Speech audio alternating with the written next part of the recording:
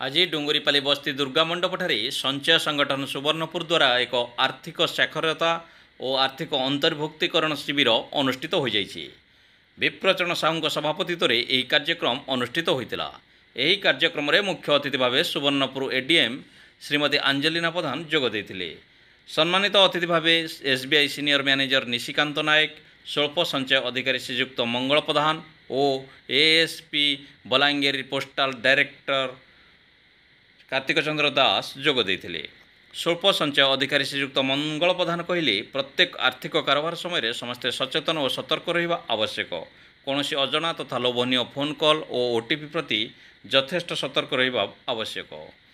Balangir postal director postal life insurance, RD, Aadhaar wallet इत्यादि विषय समस्त को बुझाई।